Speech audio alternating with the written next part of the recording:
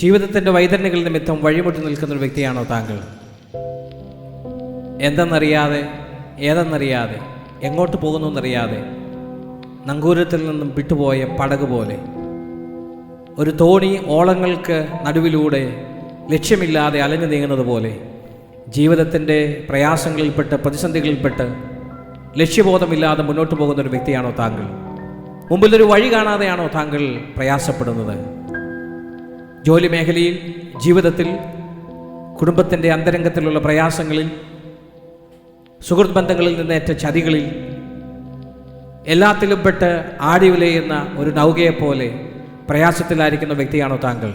താങ്കൾക്ക് വേണ്ടി വഴിയായി തീർന്നൊരു വ്യക്തിയെ ഞാൻ താങ്കൾക്ക് പരിചയപ്പെടുത്തുകയാണ്. ഞാൻ തന്നെ വഴിയും സത്യവും ജീവനുമാകുമെന്ന് പറഞ്ഞ കർത്താവായ യേശു നിങ്ങൾക്ക് മുന്നിൽ വഴിയായി അവതരിക്കുന്നു.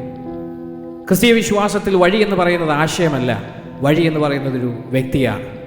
ഈ വ്യക്തിയെ നിങ്ങളുടെ ഉള്ളിൽ നിങ്ങൾ കൈക്കൊണ്ടാൽ നിങ്ങൾ വഴിയുള്ളിടത്തോടെ പോവുകയല്ല, നിങ്ങൾ കാൽ വെക്കുന്നതോടെല്ലാം വഴിയായി തീരുന്ന ഒരു സാഹചര്യത്തിലേക്ക്, ഒരു പുതിയ ജീവിതത്തിലേക്ക് കർത്താവ് നിങ്ങളെ കൊണ്ടുപോകും.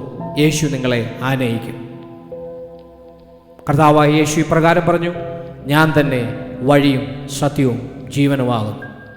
നിങ്ങളുടെ വഴി യേശുവാണ്, നിങ്ങളുടെ ജീവൻ യേശുവാണ്, നിങ്ങൾക്കുള്ള സർവവും യേശുവാണ്. സർവവും യേശുവിലേക്ക് സമർപ്പിച്ച് യേശുവിനെ സ്വന്തം രക്ഷിതാവും കർത്താവുമായി സ്വീകരിക്കുവാൻ തയ്യാറാണെങ്കിൽ നിങ്ങളുടെ വഴി അവനായി മാറും, നിങ്ങളുടെ വാതിൽ അവനായി മാറും.